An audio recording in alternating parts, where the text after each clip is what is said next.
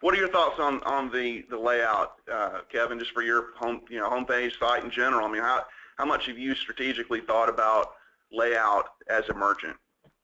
I mean, for the homepage, we're always looking at it. I mean, it's always something that we want to talk with you guys and figure out, like, kind of what's the latest and greatest. But we always bring a lot of color into our pictures. We let the products kind of do the talking when we can, and we try to really create kind of a sub-brand within the brand and make sure that, things are easily accessible.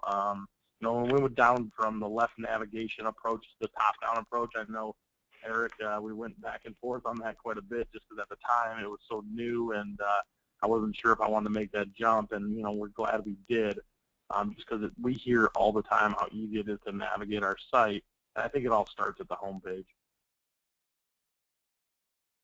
Well, good segue. So let's talk a little bit more about the details here. So one of the main things, JT, and this is something that we hammer into our designers, we obviously talk to our merchants about this a lot, is to provide a visual summary of all the types of products you sell. Now, you obviously can't put all the products, especially if you sell hundreds, if not thousands of products, but you need to touch on at least a summary of what you sell. What we see so often is merchants that have home pages that don't really give that summary. Maybe it touches on 30% of what they sell. And even if somebody's not coming into their site through the home page, you obviously can reorient to the home page. You may come through a section, click on the home page. But talk about that a little bit, JT, about the visual summary. I know that's important to you as well.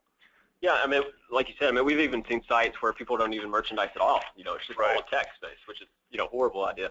But anyway, going back to, the graphic ads, I mean, it's very, very important to have that visual kind of hierarchy going down the page. Obviously, the graphics at the top of the page, whether they're rotators or the static graphics, they need to be larger. Those are going to be your best-selling kind of categories. Your most popular hierarchy right here. Right. Yeah. Your most popular section. So, for example, on this Ranger Up, we're showing the men's tees and gear. And those two sections alone are their biggest selling categories. So we want to, like Eric, you've said before, put more fuel on the fire.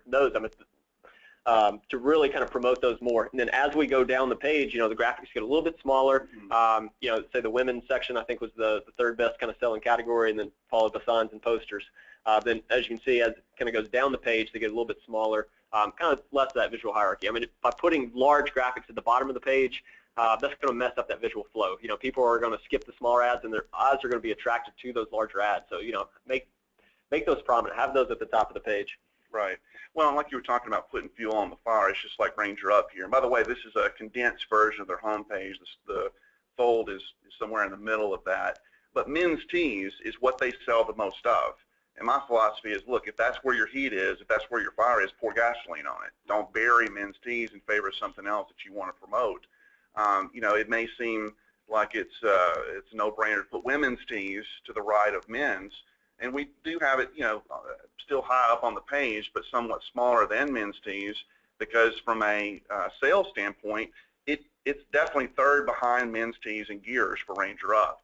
And so it still gives the visual summary of what you can expect to buy on Ranger Up, but you've ascribed what's most important to the size ratio with these graphics here. The other thing here is you've got to establish clear USPs. That stands for unique selling propositions. And if you look, this is really important, guys. Zero in on this, okay? If you look just below women, it says the Why Us. It's got a few check marks there. It's talking about the shipping, the fact that these guys are military vets. It talks about some of their service promises, and that's just it, right, JT? You've got to make promises with your brand. I think so many stores that I come across are petrified of making promises that they may not keep. But look, when you've got a very competitive environment, make those promises. Talk about what's unique about your brand, and then follow up on it. But what I was going to say in terms of layout is notice where that free USPS shipping is right there. And if you go to Ranger Up maybe on your own time, if you've got another browser window open or whatever, you can see how the free USPS shipping has a different placement throughout the site. So on the home page, it's sandwiched between the two main graphics, the static graphics there. But on the section page, it's higher up on the page, and on the product page, it's placed somewhat further down. So it's still present, but not in the same spot. What we're seeing so often is people putting the site-wide banner typically underneath the header. But through eye tracking studies, you can actually see where people, they're almost like banner blind. to what's out there. So sandwiching some of your messaging between can't miss graphics is one of the best ways to get those ads, some of the messaging seen. So I think that's a really clear takeaway I want everybody to be thinking about with their layout. So let's go to the next one, Tara. So with the homepage, depending on the size of your store, you want to defer to top-selling sections and brands over individual featured items. Now, back in the day, folks would just kind of put, a graphic or two at the top of the page, and then about 2/3 of the way down, just say featured items, and it's just kind of like what I call a featured item dump. It's like they don't really have any rhyme or reason for the products that are there. And the problem with going what I call thumbnail city, where it's just thumbnails all the way with that, is it does very little to give that type of visual summary that we're encouraging you with your homepage layouts. So we're not saying don't put, thumbnails. I mean, you see here with Titanium Buzz, he has some thumbnails, but they're for sections, right? I mean, those thumbnails are clicking through to that specific ring section where you can see that it's sandwiched with the camo rings, which is obviously Kevin's biggest seller, and some of the key brands which are further down the page. So establishing that hierarchy is really important in making sure that your eye zeroes in on specific items. Okay, let's go to the next one. So we're going to go to some different live sites to look at different, there's so many different types of different home pages.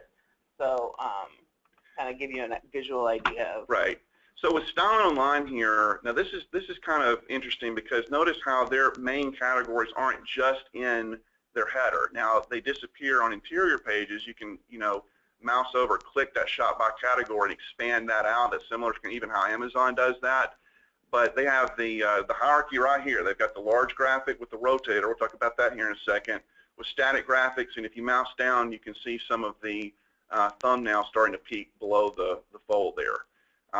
Now, Don, one of the things that has been really controversial in some circles in recent years is whether to have a rotator or not to have a rotator. I got into some pretty serious debates over the years on whether it's good to use or not, and I would be the first one to say the rotators are not best for every store. We just showed you an example with Ranger Up, how with the static graphics, by showing the men's T-shirts with their gear right next to that, that's going to only work with a very static layout. But with the rotators here, it's actually making use of the real estate by showing different discounted specials. And one of the main things that I like to put out there, Don, is that when you have rotators, keep the content fairly consistent. One of the things what I mean by that is I see some rotators that have like a featured deal, it'll say 20% off such and such, and the next rotator is about something inane like your privacy policy or, read our About Us page or something like that. It doesn't go with the flow of how the rotator is established. So you have to remember that rotators are successive imagery, and by making successive imagery, you have to have that consistent flow. What are your thoughts overall on to rotate or not to rotate, Don? What are your thoughts?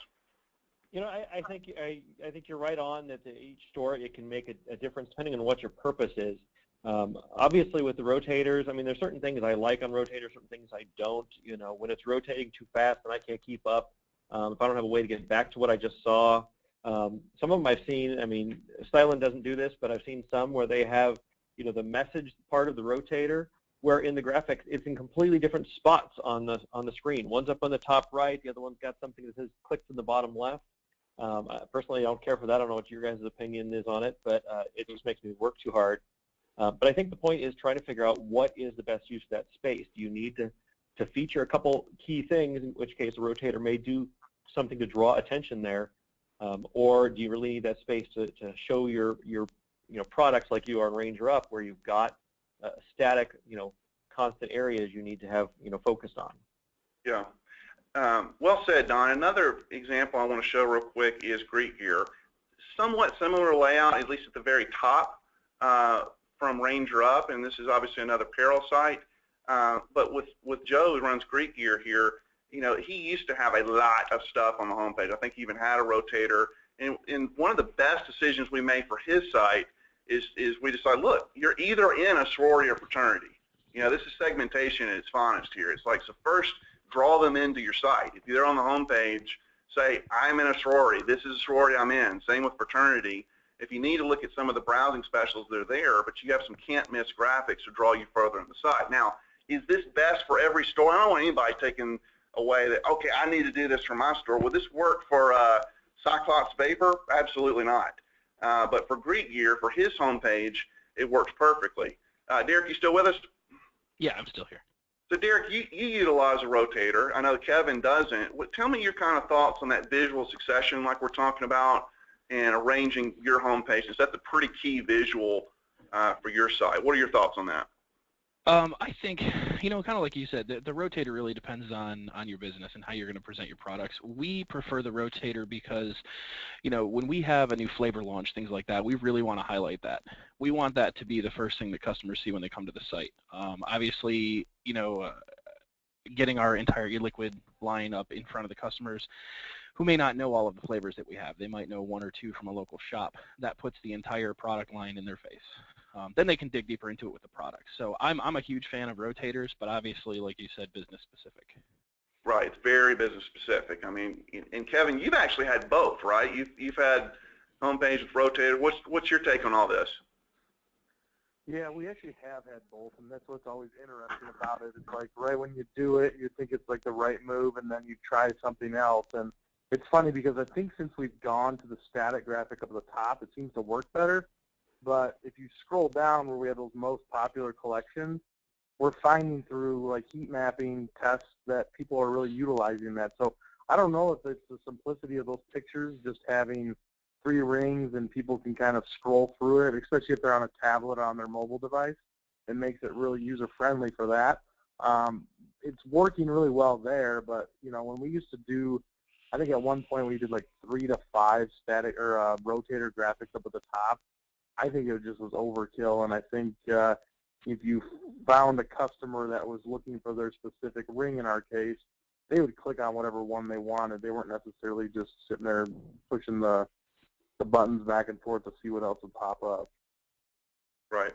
I actually debated somebody at the Yahoo Store Merchant Summit out in California, and we were talking about rotators or not, and my position was, well, rotators are a tool, and the person I was debating said, you're a tool.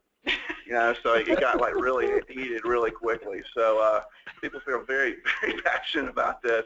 Now, with massage tools here, this is one with static. This is a responsive site. And I want to talk about responsive here in a bit as well. Actually, these have static graphics, but you have 3 rotators here. But it's just making use of the space. And then we've got another one here, an example, Airgun Depot, which just won an award, Tara, right? Won a communicator award. Very proud of that. Don his team did the programming on this site, and this is another static graphic. So what they sell the most of, bar none, is air rifles. Now in this case, you don't need to rotate anything. You got to have the shot of this guy holding an air rifle up, draw as many clicks to this thing. Don't rotate this at all.